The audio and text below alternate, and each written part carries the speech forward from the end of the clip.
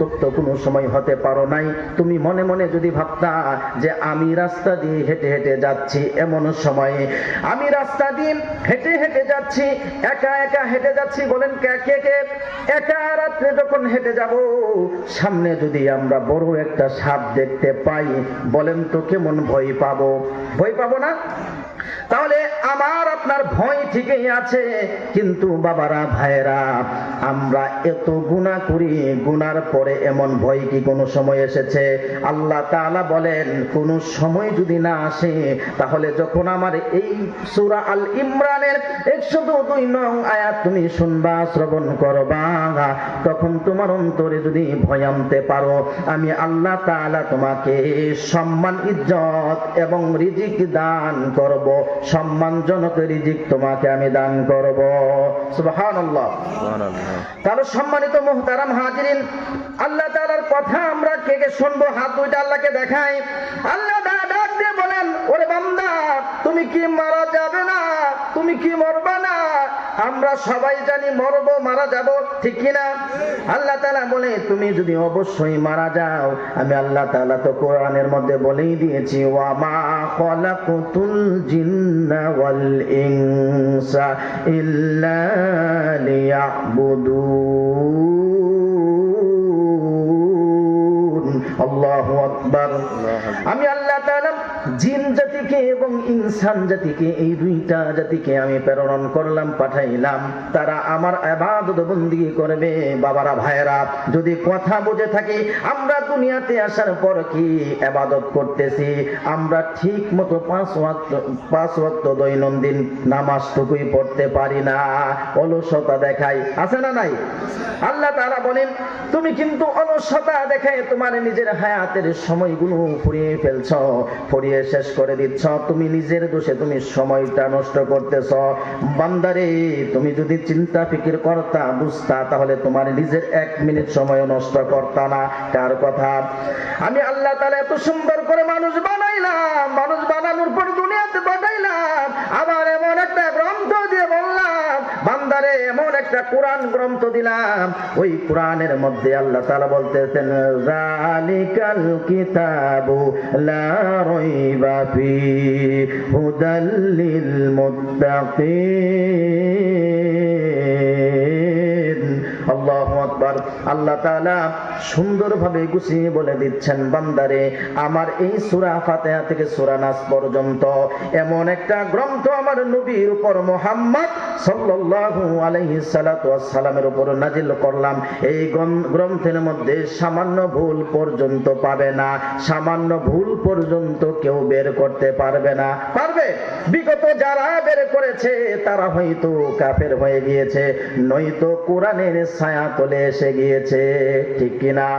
সম্মানিত এলাকার মুসলমান বন্ধুগণ, আমি কি কথাটা বুঝাইতে চাচ্ছি, কি মেসেজ আপনাদেরকে কোরআন থেকে দিতে চাচ্ছি? আমার আল্লাহ তাআলা ডাক দিয়ে বলে, বান্দারে, আমি কিন্তু তোমাকে ঈমানদার বলে সম্বোধন করলাম। বলেন কি বলে? ঈমানদার বলে সম্বোধন করলাম। আর আল্লাহ তাআলা, আমরা জানি, আমরা যদি সকলে ঈমানদার হয়ে যাই, আল্লাহ তাআলা বলতেছে, আমি তো ঈমানদার বলেই ডাক দিলাম, ঈমানদার বলেই তোমাকে আখ্যায়িত করলাম, ঈমানদার বলেই তোমাকে সম্বোধন করলাম। কিন্তু বাবারা ভাইয়েরা, পর্দার আড়ালের সম্মানিতা মা এবং বোনেরা, ঈমানদারের মধ্যে পার্থক্য আছে না নাই? বলেন আছে না নাই? তাহলে আল্লাহ তাআলা বলতেছেন, ঈমানদারের মধ্যে অবশ্যই পার্থক্য আছে। অবশ্যই কি আছে বলেন? পার্থক্য আছে। চেয়ারম্যান সাহেবের সাথে আমরা সকলে এলাকার মানুষ, আমরা তাকে ভোট দিই, ওনাকে ভোট দিয়ে আমরা নির্বাচন করি, করার পর বলুন তো বাবারা ভাইয়েরা, ওনার সম্পর্ক কি সবার সাথে সমান থাকে? না বাবারা ভাইয়েরা, সবার সাথে কিন্তু সম্মান, সবার সাথে কিন্তু ভালোবাসা সমান থাকে না। সমান থাকে না। কেন থাকে না? চেয়ারম্যান সাহেব যখন নির্বাচিত হওয়ার পর 100 মানুষের সাথে তার বেশি ঘনিষ্ঠ যদি হয়, যদি 100 মানুষ বা 50 জন মানুষ ওনার সাথে যাওয়া আসা করে, ওনার কাছে যাওয়া আসা করে, তাহলে কি হলো? ওই 50 জন মানুষ বা 100 মানুষের সাথে ওনার সুসম্পর্ক হলো, ঠিক কিনা? আল্লাহ তাআলা ডাক দিয়ে বলে, তোমরাই নির্বাচিত করলা কাকে? চেয়ারম্যানকে। চেয়ারম্যানকে নির্বাচন করার পর এলাকার সবাই ভালোবেসে ওনাকে ভোট দিয়ে নির্বাচিত করলেন। করার পর ওনার সাথে সবার সম্পর্ক কিন্তু ভালো থাকে না, থাকে? তাহলে আল্লাহ তাআলা বলতেছেন ইমানদারের মধ্যেও ঠিক এরকম। ইমানদার কেমন হবে? ইমানদার যারা আমার সাথে দৈনিক 5 বার দেখা করবে সিজদার মাধ্যমে। বলেন কিসের মাধ্যমে? আমি মালিকের দৈনন্দিন 5 ওয়াক্ত নামাজ যারা পড়বে, আমি বলবো এইগুলো মানুষ হলো পাক্কা ইমানদার। বলেন কি? তারা হলো পাক্কা ইমানদার। আর যার নামাজ নাই, আল্লাহ তাআলা বলে তার কিছুই নাই। তাহলে সম্মানিত হাজিরিন, আমরা 5 ওয়াক্ত নামাজ পড়বো তো বাবারা ভাইয়েরা। কেন নামাজ পড়বো? আল্লাহ তাআলা বলতেছেন, ইয়া আইয়ুহাল্লাযীনা আমানুত্তাকুল্লাহা হাক্কা তুকাতিহি ওয়া লা তামুতুন্না ইল্লা ওয়া আনতুম মুসলিমুন। আল্লাহ তাআলা বলতেছে, হে ইমানদারগণ, হে মুমিনগণ, হে সুন্দর বান্দাগণ, হে আমার ভালো বান্দাগণ, ভালো মানুষরা, তোমরা শুনে রাখো, তোমরা আমাকে কিন্তু ভয় করার মতো ভয় করো। আমাকে যদি ভয় করার মতো ভয় করো, আমি আল্লাহ তাআলা বলে দিলাম, বান্দা মুসলমান না হয়ে, ঠিক তুমি আত্মসমর্পণকারী না হয়ে ওই সাপ বিচ্ছুর কবরে কিন্তু তুমি এসো না। আসার পর তুমি ছটফট করবা আর বলবা, খালিক মালিক আল্লাহ, তোমার কাছে তওবা করি। তখন আফসোস করলে কিন্তু কোনো লাভ হবে না। আল্লাহ তাআলা ডাক দিয়ে বলে, তখনও মানুষ আফসোস করবে, কিয়ামতের দিনও মানুষ আফসোস করবে আর বলবে, মালিক গো, আরেকটা বার দুনিয়াতে আমাদেরকে পাঠায়া দাও, দুনিয়াতে এবার গিয়ে আমরা আমল করে আসবো। আল্লাহ তাআলা বলে, দুনিয়াতে কি আলেম ছিল না? আমি নবী পাঠাইছি, পয়গম্বর আলাইহিস সালাতু ওয়াস সালাম পাঠাইছি, রাসূল পাঠাইছি, ঠিক কিনা?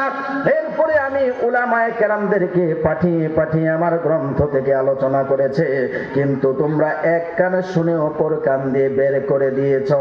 ইমামরা বলেছে, আল্লাহকে ভয় করার মতো ভয় করো, আত্মসমর্পণকারী না হয়ে, ঠিকভাবে মুসলমান না হয়ে তোমরা কিন্তু এই কবরে এসো না। তাহলে ইমামরা বলছে কি? বলছে না? বলছে না? তাহলে ইমাম সাহেবরা, বক্তারা, আলেমরা, মুফাসসিরগণরা বলে দিয়েছেন, এর পরেও যদি আমি আপনি আমল না করি, কার দোষ?